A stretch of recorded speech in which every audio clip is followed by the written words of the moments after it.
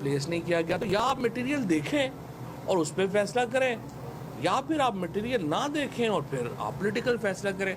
लेकिन हमारे यहाँ जो इस्टेब्लिशमेंट को एक लहू लगा हुआ है मुंह को कि उन्होंने सियासी फैसले करने हैं और सियासत को आगे लेके जाना है, ये अनफॉर्चुनेटली ये पाकिस्तान की तारीख है जो बदल जाएगी। इतने बड़े मीडिया रेवोल्यूशन के बाद ये ज़्यादा देर ये सिलसिला जारी रह नहीं सकता। पाकिस्तान के अवाम को फ़ैसलों का हक़ देना होगा। ये नहीं हो सकता कि जो हमारे जनरल्स हैं, कुछ हमारे जजेस हैं, वो बैठ के बंद कमरों में फ़ैसले कर दें कि आज से हमारी पॉलिसी ये होगी, अगले दिन हम बदल जाएं। एक हम फैसला कर लें कि 8 साल हमने अफ़गानिस्तान में लड़ाई लड़नी है, वहाँ पे हम हज़ारों लोग अपने शहीद करवा लें, अगले दिन हम बदल जाएं कि नहीं वो हमारी पॉलिसी गलत थी, आज से हम जो है वो दूसरी तरफ हो गए हैं, हम फिर अपने हज़ारों बंदे मरवा लें। मतलब जिस तरीके से पॉलिसीज़ पाकिस्तान में बन रही हैं ये तो मजाक है। हमारे बच्चों को जिस तरह से जो शहीद हो रहे हैं, हमारे लोग जिस तरीके से यहाँ पे अपने जानों के नजराने दे रहे हैं, इस तरह से पॉलिसीज़ कौमें नहीं बनाती जिस तरह से हमारे जो 8-10 लोग ऊपर बैठ के बना देते हैं। और इसीलिए मैंने ये कल बात कही थी और अब भी मैं याद दहानी कराना चाहता हूँ कि कौम अब इनकलाब के लिए तैयार है। फ़ैसला अब आपने ये करना है कि ये इनकलाब वोट से आने देना है या हमने श्रीलंका की तर्ज के ऊपर आगे बढ़ना चाहते हैं। ये फ़ैसला हमारे जो मुक़्तदर हलके हैं उन्होंने अपना करना है, वो देख लें, उसके मुताबिक जो है वो हालात शेप अप होंगे। जहाँ तक एक जज साहब के इजाफ़ी नोट का ताल्लुक़ है, वो इजाफ़ी नोट है, उसकी कोई कानूनी हैसियत तो नहीं है, जिसमें उन्होंने कहा है कि जी उन्होंने को बंदा ही नहीं छोड़ा जिसके ऊपर वो आर्टिकल 6 लगाना नहीं चाहते।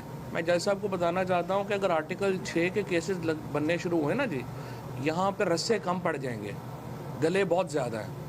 वो काम किया करें जो आप कर सकें। सियासी बातों में इस तरह की तलखियाँ लाना आपका काम नहीं है। अंतर आप किसी मिशन पे हैं कि आपने एक तलखियाँ लानी है तो फिर तो एक अलहदा बात है, लेकिन जब आपको जवाब मिलेगा फिर आगे सियासत से फिर आप आसमान पे जा लगते हैं कि देखें ये हो गया वो हो गया।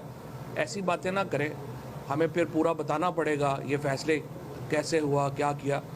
तो रिस्ट्रेन का मुजाहरा करें। आर्टिकल 6 के केसेस यहाँ पे पाकिस्तान में बनने शुरू होंगे, गले कम पड़ जाएंगे, रस्से कम पड़ जाएंगे, गले बहुत ज़्यादा है। वो काम करें जो आप कर सकते हैं। और ये जजमेंट जो है ये इंशाअल्लाह ताला इसको हम पार्लियामेंट जब आएगी, अभी तो पार्लियामेंट ही नहीं है, इस वक्त तो एक मकबूजा असम्बली है जिस असम्बली में राजा रियाज साहब जो हैं वो लीडर ऑफ अपोजिशन है, और जब वो लोटे बन रहे थे उस वक्त अनफॉर्चुनेटली ज़मीर हमारा नहीं उठा और सारे जजेस ने फ़ैसला किया कि उस वक्त तो हमने कोई उस वक्त इकट्ठा नहीं होना। बाद में 12 सुप्रीम कोर्ट ने फ़ैसला दिया, लेकिन अब जो ज़मीर जो है वो जागा है। तो मेरी नज़र में ये जो असम्बली है इसके अंदर कोई रिप्रेजेंटेटिव नहीं, ये असम्बली इस वक्त चूँकि रिप्रेजेंटेटिव नहीं है, पाकिस्तान की सबसे बड़ी जमात ही इस असम्बली में नहीं है, तो ज़ाहिर है आप इसको रिप्रेजेंटेटिव असम्बली तो नहीं कह सकते। तो राजा रियाज की असम्बली जो है वो तो राजा रियाज को मुबारक हो और हमारे शहबाज शरीफ साहब को मुबारक हो। लेकिन जब एक मुंतखब असम्बली आएगी और इंशाअल्लाह PTI 2/3 अक्सरियत के साथ आएगी तो इस जजमेंट को हम उस असम्बली से क्वैश करवा देंगे और ये जजमेंट पार्लियामेंट में पेश होगी और पार्लियामेंट फिर फैसला करेगी कि आर्टिकल 6 जो है वो आर्टिकल 69 की वायलेशन के ऊपर लगता है या नहीं लगता। क्या जजेस जो हैं वो आइन तोड़ने, अगर जजेस आइन तोड़े उसकी क्या सज़ा होनी चाहिए, और अगर कोई इंडिविजुअल की इंटरप्रिटेशन अलहदा है तो उसकी क्या सज़ा होनी चाहिए। और अगर जजेस के आइन तोड़ने के ऊपर सज़ा हो गई तो फिर तो मामला बड़ा ख़राब होगा।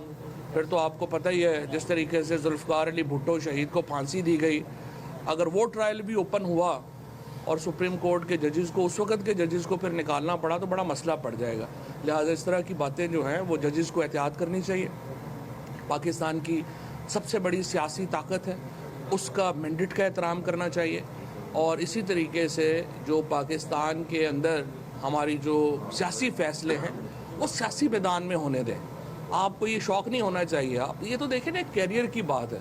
जजेस ने, जर्नल्स ने अपना एक कैरियर चुना है, उन्होंने सोचा कि नहीं हम ये हमारा ये कैरियर होगा। जब आप एक कैरियर चुन लेते हैं फिर आप उसके वक़ार के मुताबिक फ़ैसले करते हैं। ये नहीं कि आपने करनी जो है वो जजी है, کرنا ہم نے جو ہے وہ ہم نے کمیشن لیا ہوا ہے فوج میں، لیکن ہم نے پھر سیاست بھی کرنی ہے. یہ تو نہیں ہو سکتا. آپ یا سیاست کریں گے یا آپ اپنا کام کریں گے. لہٰذا میری نظر میں یہ جو کچھ کنٹروورسی اور پھر ٹائمنگ جو ہے 2 دن کے بعد الیکشن ہے، آپ نے 4 مہینے روک لیا ہے، 3 دن اور روک لیتے، اس کے بعد ہم یہ سارے جو گفتگو ہے وہ سن لیتے، بہتر تھا. لیکن بہرحال وہ آپ کی مرضی ہے، دوبارہ ٹائمنگ بھی آپ نے اپنی مرضی سے چنی ہے. اب ہم مطالبہ ہمارا یہ ہے، دوبارہ میں یہ کہنا چاہتا ہوں، یہ جو سائفر ہے جس کے نتیجے میں پاکستان میں حکومت کی تبدیلی عمل میں آئی، ایک عالمی سازش کے نتیجے میں، جہاں سے عمران خان کو پاکستان کی وزارت عظمیٰ سے ہٹایا گیا، اس سائفر کی تحقیقات ہونی چاہیے. سپریم کورٹ کے چیف جسٹس کے پاس یہ سائفر پڑا ہوا ہے. اچھا، دوسری بات یہ ہے، سپریم کورٹ نے اپنی ججمنٹ میں لکھا ہے کہ وہ سائفر پیش نہیں کیا گیا. وہ سائفر تو چیف جسٹس صاحب کے پاس پڑا ہوا ہے. تو یہ سوال تو جو ساتھی ججز ہیں وہ چیف جسٹس صاحب سے کریں کہ انہوں نے ان کو سائفر کیوں نہیں پڑھنے کو دیا. اگر سائفر پڑھنا امپورٹنٹ تھا، میٹیریل امپورٹنٹ تھا، تو وہ آپ چاہتے ہیں اگر اسپیکر صاحب سے ہم یہ توقع کریں گے کہ وہ جا کے وہاں پہ پڑھ کے سنائیں، تو پھر آپ کی مرضی ہے، ان کو بلا لیں، پڑھ کے بھی سنا دیتے ہیں. لیکن وہ سائفر چیف جسٹس صاحب کے پاس ان کے آفس میں سیلڈ ہے. تو آپ کو چاہیے تھا کہ یہ ججمنٹ لکھنے سے پہلے اپنے ساتھی ججز کو پڑھوا دیتے کہ یہ سائفر ہے اور اس میں یہ لینگویج استعمال ہوئی ہے. اس کے بعد نیشنل سیکیورٹی کمیٹی کے جو منٹس ہیں وہ بڑے امپورٹنٹ ہیں، ان منٹس کو منگوا کے پڑھ لیتے آپ کہ کیا ان میں لکھا ہوا ہے.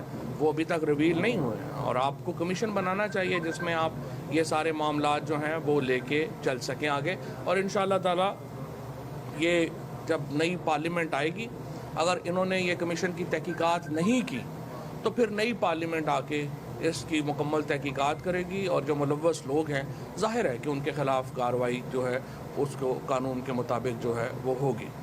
جہاں تک میں اگلے یہ ضمنی الیکشنز پہ آنا چاہتا ہوں، انشاءاللہ تعالی بالکل آخر آ چکا ہے. کل عمران خان جو ہیں وہ لاہور ہوں گے، اور آخری جو کیمپین ہے وہ لاہور میں وہ ختم کریں گے. ایک لہر ہے اس وقت، ایک طوفان ہے، ایک سونامی ہے اس وقت تحریک انصاف کا. اور ہمارے کئی دوستوں کو یہ ہے کہ پتہ نہیں دھاندلی ہوگی. میں آپ کو بتانا چاہتا ہوں، جو مرضی کر لے کوئی، یہ طوفان نہیں رک سکتا. اس وقت پی ٹی آئی کا، پاکستان کے غیور عوام کا یہ اس وقت ایک فیصلہ ہو چکا ہے، اور انشاءاللہ اس فیصلے کو وہ اپنی مہر سے بلے پر مہر لگا کے یہ فیصلہ اناؤنس کریں گے، اور یہ فیصلہ انشاءاللہ میرٹ کے اوپر ہوگا، دیگر فیصلوں کی طرح نہیں ہوگا. شکریہ. فواد صاحب یہ فرمائیے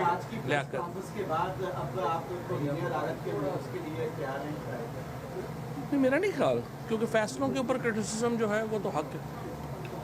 فواد صاحب یہ فرمائے گا کہ حکومت کی جانب سے کہا جا رہا ہے کہ پیٹرولیم مصنوعات میں جو ہے وہ کمی کرنے جا رہے ہیں، کیا سمجھتے ہیں کہ اس سے جو ضمنی الیکشن ہے اس میں کوئی اثر انداز ہونے کی کوشش ہو سکتی ہے؟ یہ حکومت بیسکلی جو ہے نا یہ فراڈیوں پہ مشتمل ہے، اور ساری حکومت جو ہے اس کا سارا یہ ان کا جو سب سے بڑا پرابلم ہے، نون لیگ اور پیپلز پارٹی نے جو اپنی سیاست تباہ کی ہے، وہ تباہ اس لیے کی ہے کہ انہوں نے اب یہ سمجھا ہے کہ لوگ تو بیوقوف ہیں، لوگوں کو تو عقل نہیں ہے. سو یہ اس طرح کے فیصلے کرتے ہیں. مجھے آپ بتائیے، سب سے پہلے تو مجھے بتائیے، مریم نواز جو ہے، جو ایک سزا یافتہ خاتون ہے اور وہ ضمانت کے اوپر ہے، مجھے آپ بتائیے وہ کس حیثیت میں یہ اناؤنسمنٹ کر رہی ہیں کہ یہ تیل کی قیمت کم ہو رہی ہے یا زیادہ ہو رہی ہے؟ یہ ملک ہے، یہ تماشا ہے. اس کے بعد کوئی جو ہے وہ اٹھ کے آ جاتا ہے، وہ کہہ دیتا ہے کہ یہ حمزہ شہباز کو سپریم کورٹ نے گارنٹی لی کہ وہ سٹاپ گیپ کے طور کے اوپر کام کریں گے. حمزہ شہباز جو ایسے کام کر رہا ہے کہ جیسے اس نے زندگی میں جانا ہی نہیں ہے. یہ ایک پورا فراڈیوں کا ایکچولی ایک اجتماع ہے جو پاکستان پہ اس وقت ملوث ہے. پیٹرول کی قیمت تو اس وقت 150 روپے پہ آنی چاہیے، جو عالمی مارکیٹ میں کریش ہو گئی ہے، تو یہ 150 روپے پہ لے کے آئے، ہم تو اس کو ویلکم کریں گے، ہم کی مخالفت کریں گے. یہ بتائیے گا کہ پچھلے دنوں چائنیز وزیر خارجہ کی ایک انتہائی اہم اسٹیٹمنٹ آئی ایشین نیشنز کے حوالے سے کہ بڑی گیم کا مہرہ نہ بنے. اب سنا ہے کہ بائیڈن بھی جو ہے وہ مشرق وسطیٰ کا دورہ کر رہے ہیں، جبکہ مولانا فضل الرحمان اور سپاہ سالار کے حج کے موقع پر سعودیہ گئے تھے، اور بائیڈن کا آخری پڑاؤ جو ہے وہ سعودی عرب میں ہو رہا ہے. تو یہ بتا دیں، یہ کوئی اتفاق محض اتفاق ہے، یہ کوئی بڑی گیم اس خطے میں ہونے جا رہی ہے جس پر چائنا نے کنسرن؟ نہیں، دیکھیے اس خطہ ظاہر ہے، یہ خطہ اس وقت سب سے اہم ہے. اگر امریکہ کا جو نئی کولڈ وار ہے جو چل رہی ہے وہ اسی خطے میں ہے. ظاہر پاکستان کا کردار بڑا اہم ہے, اور ظاہر ہے ہمارے جو وزیر اعظم صاحب ہیں وہ تو سمجھتے ہیں کہ وہ فقیر ہیں یا وہ بیگر ہیں اور وہ مانگنے والے ہیں. وہ تو جا کے یہی کہے جا رہے ہیں لوگوں کو کہ میری شکل سے تو آپ کو لگتا ہوگا کہ میں فقیر ہوں اور مانگنے آ گیا ہوں. ان کو پتہ ہی نہیں ہے کہ پاکستان کتنا اہم ملک ہے, ان کو پتہ ہی نہیں